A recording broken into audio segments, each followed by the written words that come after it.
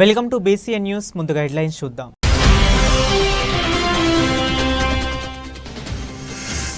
Revenue సమస్యలను పరిష్కరించేందుకు రాష్ట్ర ప్రభుత్వం రెవెన్యూ సదస్సులు. తహసీల్దార్ జేజేరావు అధ్యక్షతన రెవెన్యూ సదస్సు.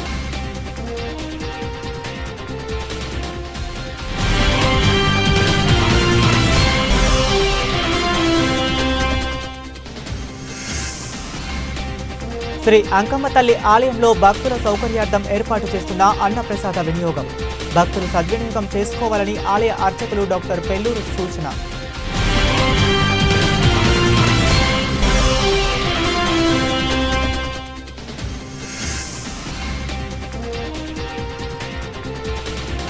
ప్రభు ఆశీస్సులు ప్రజల అందరిపై ఉండాలి. తిరుపతి జిల్లా కలెక్టర్ డాక్టర్ వెంకటేశ్వర్లు వెల్లడి. రైతులు దీర్ఘకాలికంగా ఎదుర్కొంటున్న పలు రకాల రెవెన్యూ సమస్యలను పరిష్కరించేందుకు రాష్ట్ర ప్రభుత్వం రెవెన్యూ సదస్సుల ద్వారా వెసులుబాటు కల్పించడం జరుగుతుందని తహసీల్దార్ కాటారి జయజయరావు తెలిపారు. తిరుపతి జిల్లా కోట మండలం కర్లపూడి గ్రామంలో పంచాయతీ కార్యాలయం వద్ద సాగునీటి సంఘం అధ్యక్షులు పేర్నాటి ఆనందరావు ఆధ్వర్యంలో తహసీల్దార్ జేజేరావు అధ్యక్షతన తన రెవెన్యూ సదస్సును నిర్వహించారు. ఈ కార్యక్రమానికి సన్నారెడ్డి రాఘవరెడ్డి, జరుగుమల్లి కోటేశ్వరరావు, చెంచు కృష్ణారెడ్డి, పాదర్తి కోటారెడ్డి, పొక్కలి బాలాజీ, తిరుమూరి మురళి, ఇన్నామల అనోక్ తదితరులు హాజరయ్యారు. ఈ సదస్సుకు వచ్చిన సన్న, చిన్నకారు రైతులు పలు రకాల రెవెన్యూ సమస్యలపై గ్రామస్తులు వినతి పత్రాలు అందజేశారు. రైతుల సంక్షేమం కోసం రాష్ట్ర ప్రభుత్వం ప్రతిష్టాత్మకంగా చేపడుతున్న ఈ రెవెన్యూ సదస్సులను సద్వినియోగం చేసుకోవాలని తహసీల్దార్ కోరారు. అర్జీదారుల సమస్యలను నెల రోజుల్లో పరీక్షించేందుకు ఈ రెవెన్యూ సదస్సు ఎంతగానో దోహదపడుతుందని చెప్పారు. ఈ కార్యక్రమంలో deputy tahsildar Azmatullah Khan, revenue inspector Madhulatha, VRO Srinivasulu, సచివాలయ సిబ్బంది పాల్గొన్నారు. ల్యాండ్ పార్సిల్ మ్యాప్, భూ కమతం వారి పటము అట్లా వచ్చినప్పుడు ఆయన చెప్పినట్టు భూమి పెరిగింది, ఒక రైతుకి వచ్చిన దాన్ని అడిగే వాళ్ళు అడిగారు చేయాలా ఖచ్చితంగా. అయ్యా నాకు భూమి తగ్గింది, నాకు 4 గ్రామాలు రీసర్వే. రెవెన్యూ సదస్సు అనేది 2014లో పెట్టారు. ఆ తర్వాత మళ్ళా రెవెన్యూ సదస్సు అనేది జరగల. వారు చెప్పినట్టు అనేక సమస్యల మీద కలెక్టర్ గారి దగ్గరికి అర్జీలు పోయినాయి, సీఎం లెవెల్లో కూడా పోయినాయి. అటువంటి సమస్యలన్నీ ఎందుకు వస్తున్నాయి? జిల్లా స్థాయిలో కలెక్టర్ ఎందుకు అన్ని పిటిషన్స్ వస్తున్నాయి? మనం ప్రజా పరిష్కార వేదిక అని చెప్పి ప్రజా సమస్యల పరిష్కార వేదిక అని ఒకటి పెట్టాం కదా, ఎందుకు పరిష్కారం కావడం లేదు అనే ఉద్దేశంతో ఈ కూటమి ప్రభుత్వం వచ్చిన తర్వాత చంద్రబాబు నాయుడు గారు ఒక నిర్ణయం తీసుకున్నారు. మనం గతంలో రెవెన్యూ సదస్సులు పెట్టాం కదా, అదేవిధంగా మళ్ళా రెవెన్యూ సదస్సులు పెట్టి గ్రామంలో వెళ్ళి గ్రామంలో రైతులకు ఏ సమస్యలు ఉన్నాయో తెలుసుకొని దాన్ని పరిష్కరించే దిశగా మనం ముందుకు పోదాం అనే ఉద్దేశంతో ఈ రెవెన్యూ సదస్సులు పెట్టడం జరిగింది. వాస్తవంగా గత ప్రభుత్వము రీసర్వే అనేది తీసుకొచ్చింది. రీసర్వే అనేది మంచి ఉద్దేశంతో పెట్టిన కార్యక్రమమే, కానీ అక్కడ చేసిన తప్పు ఏంటంటే జగనన్న భూరక్ష మరియు భూ హక్కు పథకము అని పేరు పెట్టారు. ఆ పథకానికి అంతటితో గమనంలా పట్టాదారు పాస్ పుస్తకాల మీద సీఎం ఫోటోలు వేశారు. రైతులు ఎక్కడ పోయినా దాన్ని ఇబ్బందులు ఎదుర్కొంటున్నారు ఆ పుస్తకాల వల్ల. సరే, అంతటితో గమనంలా రాళ్ల పైన జగనన్న భూ హక్కు పథకం అని రాళ్ల మీద చెక్కారు. సర్వే రాళ్ల మీద బ్రిటిష్ వాళ్ళు వేసిన రాళ్ళు ఉన్నాయి ఇప్పటికీ. అక్కడ ఎవరి పేరు వేసుకోలే, గుర్తులుంటాయి అంతే. బౌండరీ స్టోన్ అయితే ఏం గుర్తుండాల రాయి మీద. తర్వాత ఖండాలని ఉంటాయి. ఆ ఖండాలంటే కొన్ని సర్వే నంబర్లు కలిసి ఒక బ్లాక్గా తయారు చేస్తారు. అక్కడుండే రాయికి ఏం గుర్తుండాలా, గ్రామ సరిహద్దులో ఏం గుర్తుండాలా అని రాళ్ల మీద గుర్తులు మాత్రమే ఉంటాయి. అటువంటి కాకుండా జగనన్న భూ హక్కు పథకము అని పేరు వేశారు. మన కూటమి ప్రభుత్వం వచ్చిన తర్వాత మన సీఎం గారు రీసర్వే లేదు అని ప్రకటించారు. ఫస్ట్ రీసర్వే లేదు అని ప్రకటించారు. కానీ రీసర్వే అనేది మంచి పని. తప్పులు దొల్లాయి కాబట్టి లేదని ఆయన ఫస్ట్ అన్నాడు. తర్వాత ముందు మనం అవన్నీ సవరించుకుంటే బాగుంటుంది, ఆ తప్పిదాలన్నీ సవరించిన తర్వాత మళ్ళా రీసర్వే పెడదాం అనే ఉద్దేశంతో ఈ రెవెన్యూ సదస్సుని ఏర్పాటు చేసి ఇందులో సమస్యలను ముందు పరిష్కరించండి, రైతుల సమస్యలు ఏదైనా పరిష్కారం చేసిన తర్వాత రీసర్వే ప్రారంభిద్దాం అని మళ్ళా రీసర్వే పథకాన్ని తీసుకొచ్చారు. దానికి ఎవరు పేరు పెట్టలా, ఆంధ్రప్రదేశ్ రీసర్వే ప్రాజెక్ట్ అని పేరు పెట్టారు. అదేవిధంగా ఈ రీసర్వే జరిగిన తర్వాత ఇవ్వబోయే పుస్తకాల మీద కూడా ఎవరి ఫోటో ఉండదు, ఓన్లీ రాజముద్ర మాత్రమే ఉంటుంది. ఆ విధంగా చేస్తూ ఉన్నారు. అసలు రీసర్వే ఎందుకు రావాలి? మనకు 100 సంవత్సరాల క్రితం సర్వే జరిగిన భూములు 1915-16 సంవత్సరంలో అంటే గ్రామాలు 3 రకాలు ఉంటాయి, అవి పెద్దోళ్ళకి తెలిసి ఉంటాయి. ఇనాం గ్రామం అని, గవర్నమెంట్ గ్రామాలని, ఎస్టేట్ గ్రామాలని. ఇనాము గ్రామాలు మన దగ్గర లేవు, గవర్నమెంట్ గ్రామాలు ఉన్నాయి, ఎస్టేట్ గ్రామాలు ఉన్నాయి. అదేంది సార్ అనొచ్చు మీరు. గవర్నమెంట్ గ్రామాలకి డైగ్లాట్ ఉంటుంది, ఆర్ఎస్ఆర్ అంటాం మనం. రీసర్వే ఇనాం గ్రామాలు మన దగ్గర లేవు, ఇనాం భూములు ఉన్నాయి. ఇనాం భూములు ఎందుకు ఉన్నాయి? గతంలో బ్రిటిష్ వాళ్ళు పరిపాలించినప్పుడు గ్రామంలో కుల వృత్తులు చేసుకునే వాళ్ళకి, శాఖలోళ్ళు అనుకోండి, ఇదో ఈ 2 ఎకరాలు చేసుకొని బతుకు, శిస్తుగట్టు అని వాళ్ళకు ఒక 2 ఎకరాలు. కుమ్మరోళ్ళు అనుకోండి, ఈ 2 ఎకరాలు చేసుకొని బతుకు, శిస్తుగట్టు అని అంటే అప్పట్లో సర్వీస్ ఇనాములు అంటారు. సర్వీస్ ఇనాములు అసలు రైతులు రిజిస్ట్రేషన్ చేసుకుని చేసినా కూడా మారవు. మామూలు ఇనాములు అంటే మారచ్చు, సర్వీస్ ఇనాములు మార్చడానికి లేదు. కుల వృత్తులకి ఇచ్చిన ఇనాము ల్యాండ్స్ అవి బ్రిటిష్ వాళ్ళు చేసుకొని బతికి శిస్తులు కట్టుకోండి అయినా అని చెప్పి ఇచ్చిన భూములు అవి. ఎస్టేట్ గ్రామాలు మనవి.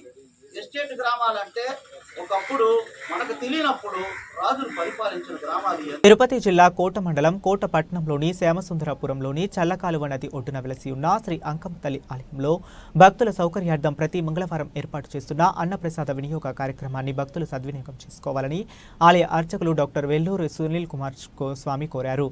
ఆలయానికి అధిక సంఖ్యలో హాజరైన భక్తులు అమ్మవారిని దర్శించుకొని ప్రత్యేక పూజలు చేశారు. ఈ సందర్భంగా ఆలయానికి వచ్చే భక్తుల కోసం ఆలయ కమిటీ నిర్వాహకులు గూడపాకల సుబ్బారావు ఆధ్వర్యంలో ప్రతి మంగళవారం అన్నప్రసాద వినియోగ కార్యక్రమాన్ని ఏర్పాటు చేశారు. అందులో భాగంగా ఈ మంగళవారం కోట మండలం శ్యామసుందరాపురంకు చెందిన సొంతం రాము, చైతన్య, సునీతమ్మ ఉభయదారులుగా వ్యవహరించారు. భక్తుల కోసం ప్రతి మంగళవారం నిర్వహించే ఈ అన్నప్రసాద వినియోగ కార్యక్రమానికి దాతృత్వాన్ని అందించేందుకు దాతలు ముందుకొస్తున్నారని, దాతల దాతృత్వాన్ని మరువలేని వాని సందర్భంగా దాతలకు ధన్యవాదాలు తెలిపారు. అనంతరం దాతలకు ఆలయ కమిటీ నిర్వాహకుల సమక్షంలో పూలమాలలు, శాలువాతో ఆలయ సత్కారాన్ని అందించారు. ఈ కార్యక్రమంలో నందం మోహన్ బాలు, పోలేంద్ర, రాము, వెంకటేశ్వర్లు, చిరంజీవి, రామ్మూర్తి, బాలాజీ, శరవణ్, కృష్ణ, కోటయ్య, పవన్, రవివర్మ, సురేష్, చైతన్య తదితరులు పాల్గొన్నారు.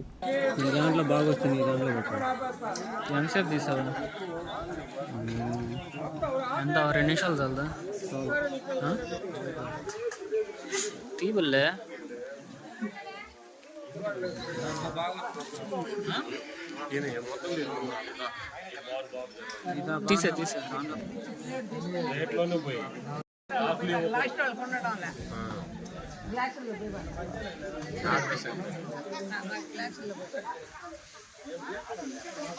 అలాగే కంటిన్యూ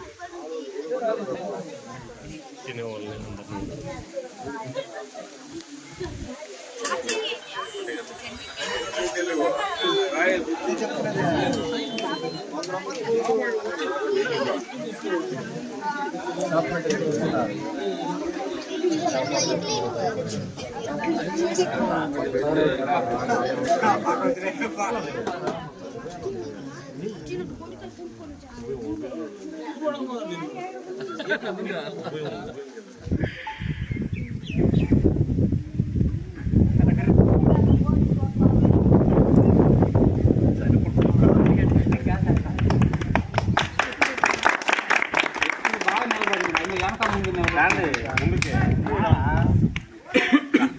సైడ్ తెచ్చుకో పాటయా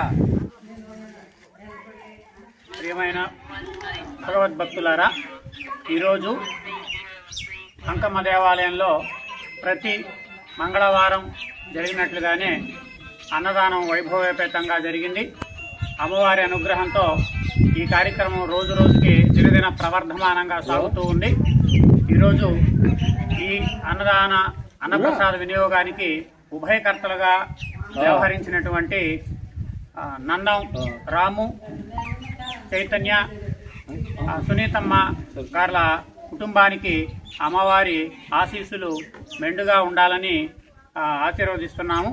ఈ కార్యక్రమం ఇలాగే కొనసాగుతూ ఉంటుంది. భక్తులంతా మంగళవారం రోజు మధ్యాహ్నం 12 గంటలకి అమ్మవారి ఆలయ సన్నిధికి వచ్చి అన్నప్రసాదం స్వీకరించి అమ్మవారిని దర్శించి మీ మనసుల్లో ఉండేటువంటి కోరికలను అమ్మవారికి చెప్పుకొని అమ్మవారి ప్రాంగణంలో కాసేపు గడిపి పోవాల్సిందిగా నిర్వాహకులు తెలియజేస్తూ ఉన్నారు.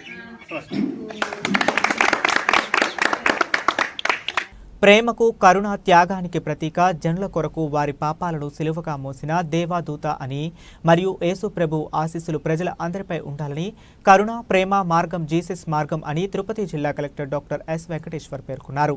జిల్లా క్రిస్టియన్, ముస్లిం మైనారిటీ సంక్షేమ శాఖ ఆధ్వర్యంలో ప్రీ క్రిస్మస్ వేడుకలను జిల్లా కలెక్టరేట్ సమావేశంలో మందిరంలో నిర్వహించారు.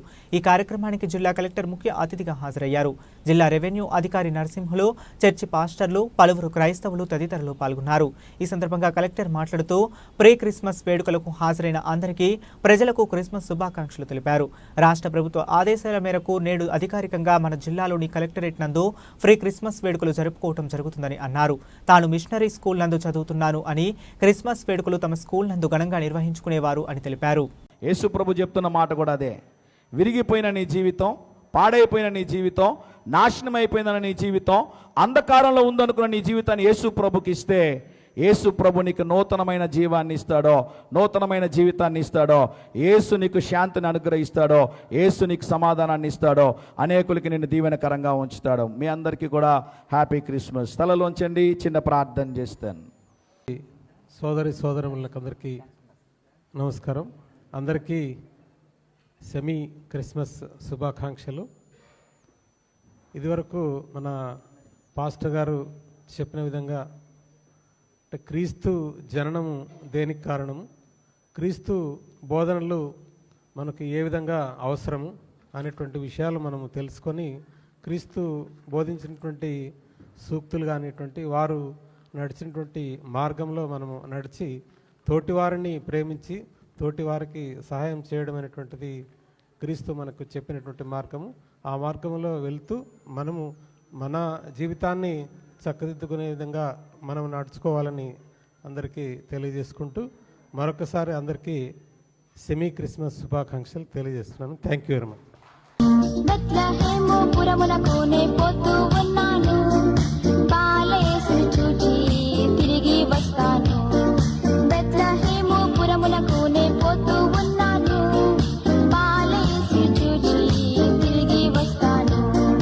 Big claps, big claps.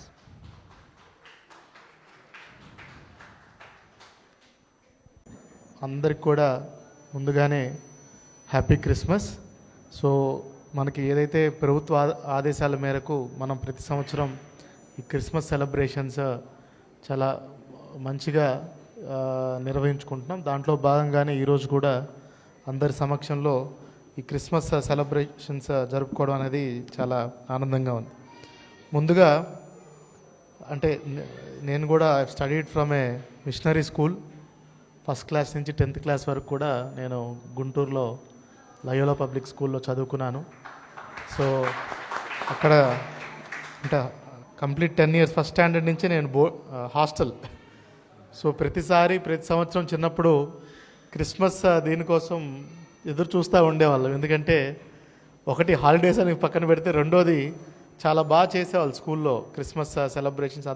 పిల్లలందరినీ ఇన్వాల్వ్ చేసి క్రిస్మస్ ట్రీ డెకరేషన్ కానీ, అదేవిధంగా మనకి సపరేట్ డెకరేషన్ ఫర్ అంటే బర్త్ ఆఫ్ జీసస్ క్రైస్ట్కి. అదేవిధంగా చూసుకుంటే మనము ఈరోజు ఈ కార్యక్రమాన్ని జరుపుకుంటున్నప్పుడు ప్రభుత్వం నుంచి కూడా మన మైనారిటీ సోదరులందరికీ కూడా ఎంతో అంటే తోడ్పాటు చాలామంది ఇంకా ఈ కమ్యూనిటీస్లో వెనుకబడిన వర్గాలు కూడా చాలామంది ఉన్నాయి.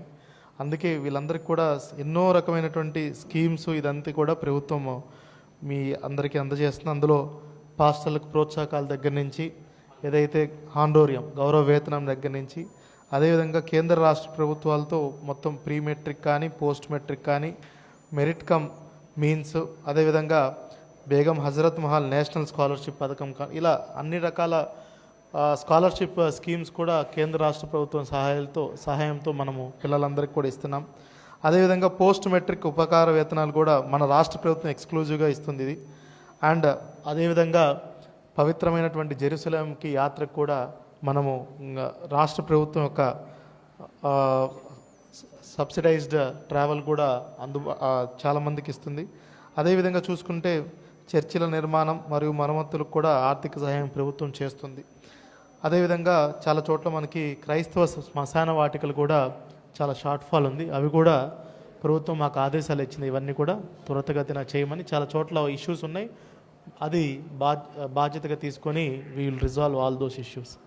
సో ఇలా చూసుకుంటూ పోతే మన మైనారిటీ సోదరులందరికీ కూడా కేంద్ర రాష్ట్ర ప్రభుత్వాలు ఎన్నో పథకాలు తీసుకొచ్చి ఈరోజు అందరికి కూడా పేద ప్రజలందరికీ కూడా అందుబాటులోకి తీసుకొస్తుంది. అది కాకుండా ఈ క్రిస్మస్ సెలబ్రేషన్స్ని కూడా మంచిగా చేయాలి, జిల్లా వ్యాప్తంగా చేయాలనే ఉద్దేశంతో ఈరోజు మనం ఇక్కడ అందరం కూడా గ్యాదర్ అయ్యాము.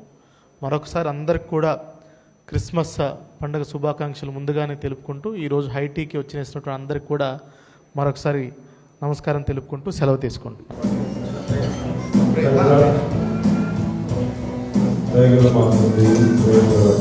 పరిశుద్ధుడా మీ వందనాలు. భూలోకాన్ని మీరు ప్రేమించి మానవాళికి మీరు ఇచ్చిన ఆనందపై ఆశీర్వాదం జ్ఞాపకం చేసుకుంటూ ప్రభా జీవితాన్ని మానవుగా చేసిన సాదృశ్యంగా కేక్ కట్ చేయబోతుండగా ప్రభా దీన్ని ఆశీర్వదించున్నాను. యేసు నామమున వేడుకొంచున్నాను తండ్రి.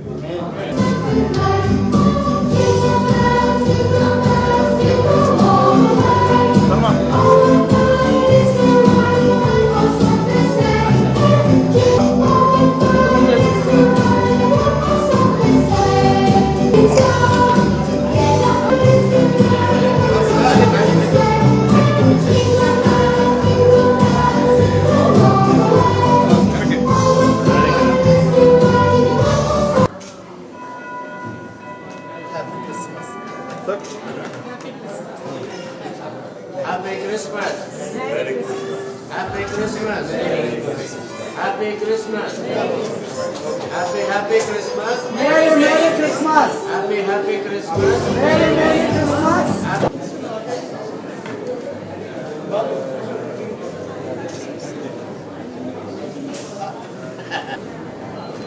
మానవ జీవితంలో ప్రతి ఒక్కరూ ప్రేమ, ఐక్యత, దయతో, నిజాయితీతో జీవించే యేసుక్రీస్తు బోధనల సారాంశమని కలెక్టర్ ఆనంద్ తెలిపారు. నెల్లూరు కలెక్టరేట్లో జిల్లా మైనారిటీ సంక్షేమ శాఖ ఆధ్వర్యంలో ముందస్తు క్రిస్మస్ వేడుకలు హైటీ కార్యక్రమాన్ని నిర్వహించారు.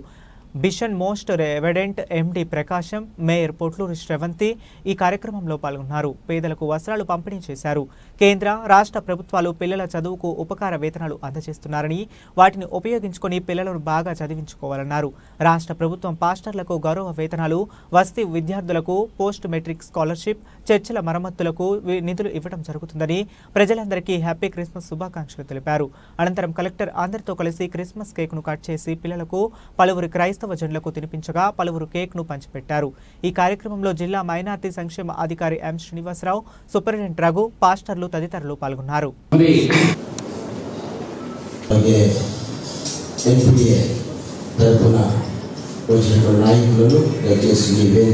ఈ సమయమున క్రీస్తు జయంతి వేడుకల సందర్భముగా మమ్మల్ని అందరినీ ఒక చోట చేర్చి ఈ సమయంలో మేమందరము క్రీస్తు జయంతి యొక్క ఉత్సవాన్ని ముందస్తు వేడుకలుగా జరుపుకుంటూ ఇక్కడ సమావేశమై ఉన్నాము. ఈ అవకాశం మాకు ఇచ్చినందుకు మీకు ధన్యవాదాలు. ఈ లోకంలో ఉన్నటువంటి ప్రతి ఒక్కరిని, ముఖ్యంగా మా చుట్టుపక్కల ఉన్నటువంటి వారిని మేము కూడా ప్రేమిస్తూ క్రీస్తు ప్రజలకు అడుగుజాడలో నడుస్తూ ఆయన మార్గంలో అందరినీ నడిపించేటువంటి భాగ్యాన్ని మాకు దయచేయాలని ఈ సాయనామమున మేము వేడుకుంటున్నాం తండ్రి.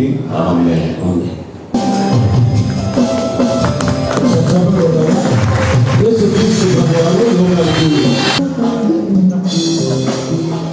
డ్రా చేయండి అని తెలుసుకుంటూ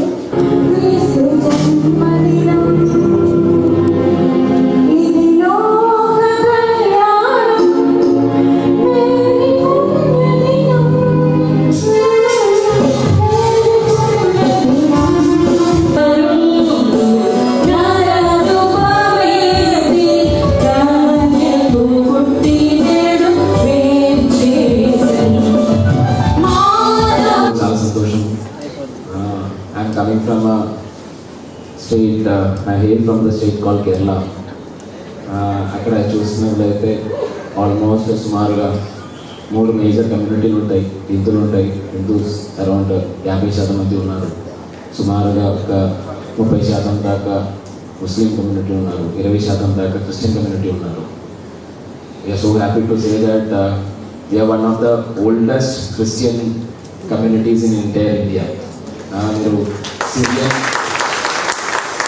కేథలిక్స్ అని చెప్పి విని ఉంటారు చాలామంది. అంటే ఇక్కడ బిషప్ గారికి ఖచ్చితంగా తెలిసి ఉంటాయి. ఇక్కడ వచ్చేసిన మాస్టర్స్ ఫాదర్స్ అందరు కూడా తెలిసి ఉంటాయి. Years of history of Christianity is there in this country. So దాంట్లో చాలామంది నాకు ఫ్రెండ్స్గా కూడా ఉన్నారు. స్కూల్ చదివిన చోట్ల కానీ, కాలేజ్ చదివిన చోట్ల కానీ. నేను కూడా నా ఎడ్యుకేషన్లో ఒక 2 years ఒక క్రిస్టియన్ మిషనరీ స్కూల్లో చదివి ఉన్నాను. త్రిశూర్ అని చెప్పి ఒక ప్లేస్లో Carmelites of Mary Immaculate CMI church ఆధ్వర్యంలో ఒక స్కూల్లో నాది 11th and 12th స్టాండర్డ్ చదవడం జరిగింది. సో దాంట్లో భాగంగా కాకుండా దాంట్లో అంటే ఖచ్చితంగా అక్కడ చదివినప్పుడు క్రిస్మస్ యాక్టివిటీస్ కానీ అన్నీ కూడా పార్టిసిపేట్ చేయడానికి అవకాశం దొరికినాయి.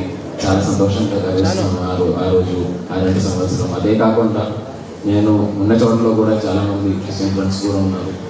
సో ఈ యొక్క క్రిస్మస్ అనేది నాకు కొత్తదేం కాదు.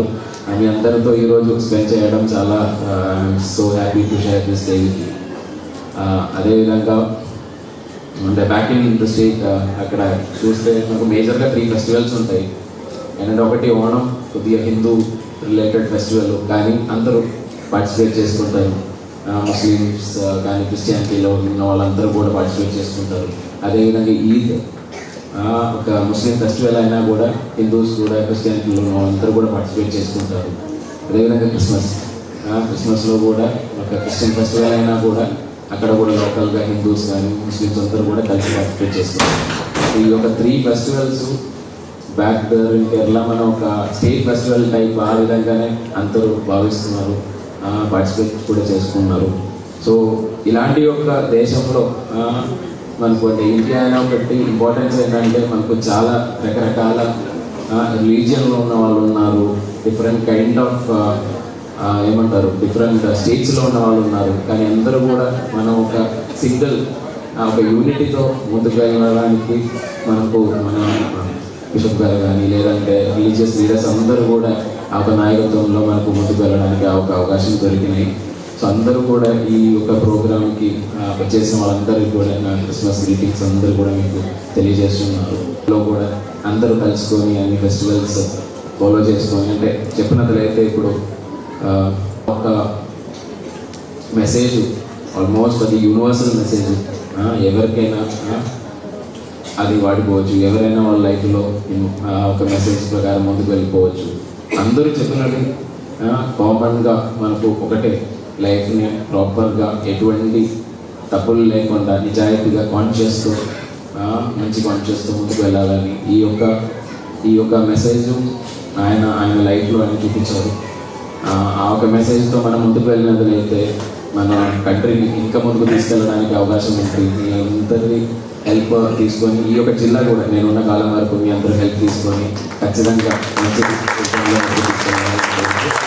మీ అందరికీ మళ్ళీ ఒకసారి ఇదైతే స్టార్ట్ అయిన ఇయర్ ఎండింగ్లో డిసెంబర్లో 25వ తేదీ మనం జరుపుకుంటున్నటువంటి జీసస్ ఈ భూమి మీదకి వచ్చి మనకి నూతన సంవత్సరానికి కొత్త జీవితాన్ని ఏర్పాటు చేసే విధంగా ఆయన రక్తాన్ని మన నేల మీద వేసి మనకున్నటువంటి పాపాలన్నిటిని కూడా పారదోలినటువంటి దేవదేవుడు జీసస్ అని మాత్రమే చెప్తున్నాను.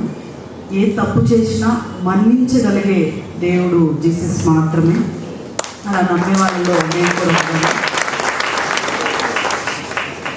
నేను కూడా ఫస్ట్ క్లాస్ నుంచి 10th దాకా చదివింది క్రిస్టియన్సీ స్కూల్లోనే. నాకు హాలిడేస్ అంటే క్రిస్మస్ హాలిడేస్ అనే నాకు తెలిసినటువంటి ఏజ్లో క్రిస్మస్కి ఎక్కువ డేస్ హాలిడేస్ వస్తాయని, ఇంకొకటి ఫ్రీ క్రిస్మస్ కూడా అక్కడ మా స్కూల్లో జరిపిస్తున్నప్పుడు నేను కూడా దాంట్లో పార్టిసిపేట్ చేస్తూ అలా పెరిగిన అనుభూతి నాకుంది. అందుకనే నాకు కూడా జీసస్ అంటే నమ్మకం ఉంది. ఏదైనా కష్టం వస్తే చెప్పుకుంటే అది తీరుస్తాడనే ఆలోచన కూడా మా ఫ్యామిలీకి అందరికి కూడా ఉందని కూడా తెలియజేసుకుంటూ, నన్ను కూడా ఈ కార్యక్రమంలో భాగస్వామ్యం చేసి మీతో కలిసి ఈ క్రిస్మస్ వేడుకలు జరుపుకోవడం నాకు చాలా సంతోషంగా ఉందని తెలియజేసుకుంటూ, ఈ ఫ్రీ క్రిస్మస్గా ఆ దేవదేవుడు నగర ప్రజలందరి మీద వారు ఏ పని చేయాలనుకున్నా వారికి శక్తినిచ్చి ముందుకు నడిపించాలని నేను. నెల్లూరు జిల్లా వైసీపీ ఉపాధ్యక్షుడు మాజీ జెడ్పీటీసీ వెంకటేశయ్యను పోలీసులు అదుపులోకి తీసుకున్నారు. వెంకటాచలం మండలానికి చెందిన ఓ మహిళ ఫిర్యాదుతో పోలీసులు ఆయన్ను అరెస్ట్ చేశారు. వివరాల్లోకి వెళితే పెంచలయ్య అనే విద్యుత్ శాఖలో పనిచేస్తూ 2021లో మరణించాడు. ఉద్యోగం కోసం ఆయన భార్య ప్రయత్నించింది. అయితే ఆ ఉద్యోగం కావాలంటే తనకు కోరిక తీర్చాలని వెంకటశేషయ్య ఆమెను బెదిరించాడు. పలుమార్లు అత్యాచారానికి కూడా పాల్పడ్డారని సదరు మహిళ పోలీసులకు ఫిర్యాదు చేసింది. దీంతో శేషయ్యను పోలీసులు అరెస్ట్ చేశారు. వైసీపీ నేత అరెస్టు అయిన విషయం తెలుసుకున్న వైసీపీ జిల్లా అధ్యక్షుడు కాకాని గోవర్ధన్ రెడ్డి, ఎమ్మెల్సీ చంద్రశేఖర్ రెడ్డి పోలీస్ స్టేషన్కు చేరుకోనున్నారు. వైసీపీ నేతలను కావాలని అరెస్ట్ చేశారని మండిపడ్డారు. వెంకటశేషయ్యను అక్రమంగా అరెస్ట్ చేశారని వైసీపీ జిల్లా అధ్యక్షుడు కాకాని గోవర్ధన్ రెడ్డి అన్నారు. అధికారాన్ని అడ్డుపెట్టుకుని ఈ అరెస్టు చేయించారని తెలిపారు. అయితే ఇలాంటి అరెస్టులు జరుగుతాయని ముందుగానే శేషయ్యకు చెప్పానని తెలిపారు. వృద్ధులైన ఓ కుటుంబానికి అండగా నిలబడినందుకు తమ పార్టీ నేతను అరెస్ట్ చేశారని ఎమ్మెల్సీ చంద్రశేఖర్ రెడ్డి తెలిపారు.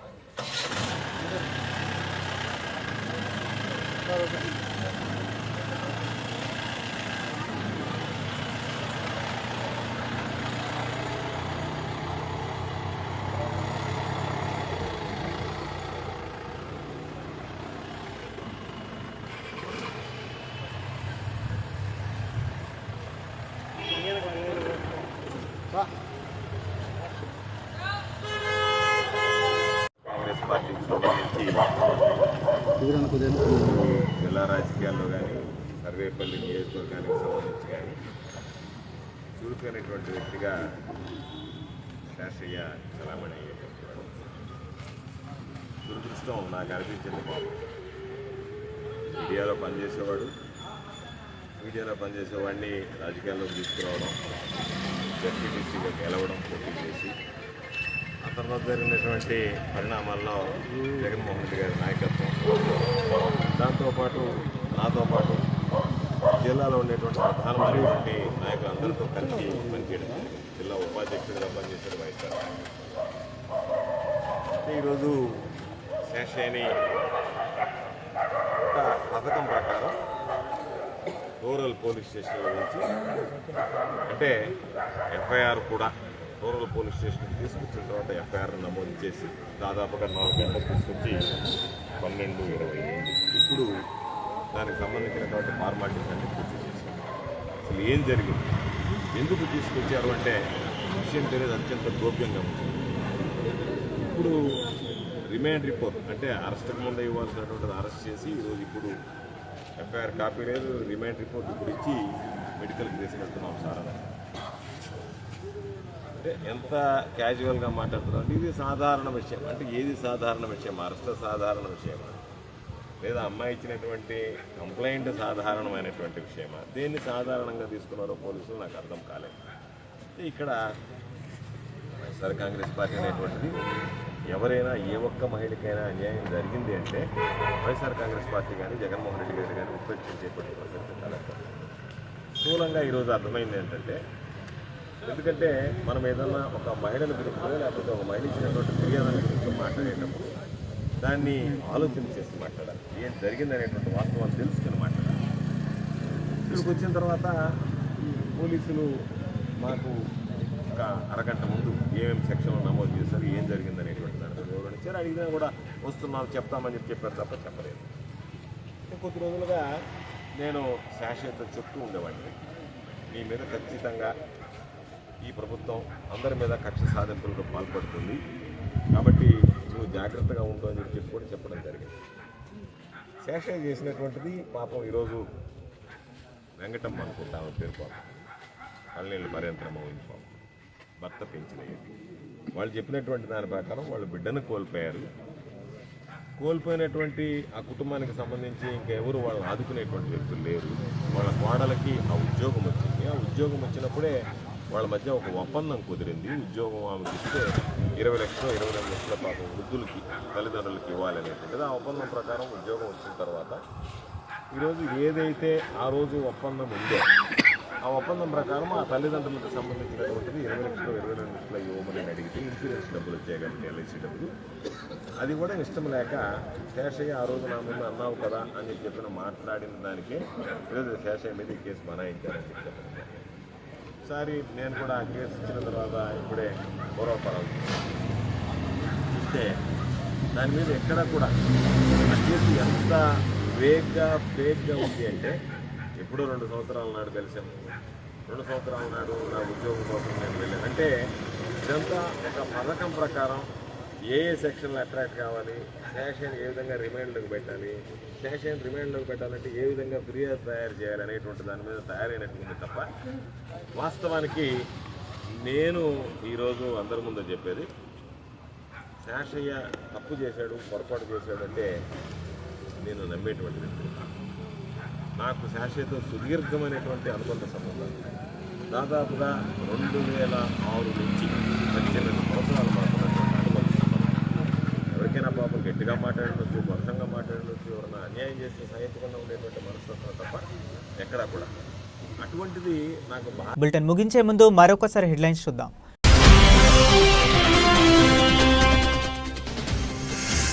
రెవెన్యూ సమస్యలను పరిష్కరించేందుకు రాష్ట్ర ప్రభుత్వం రెవెన్యూ సదస్సులు. తహసీల్దార్ జేజేరావు అధ్యక్షతన రెవెన్యూ సదస్సు.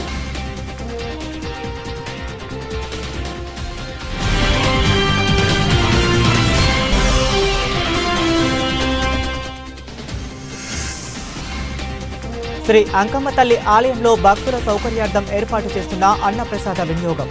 భక్తులు సద్వినియోగం చేసుకోవాలని ఆలయ అర్చకులు డాక్టర్ పెల్లూరు సూచన.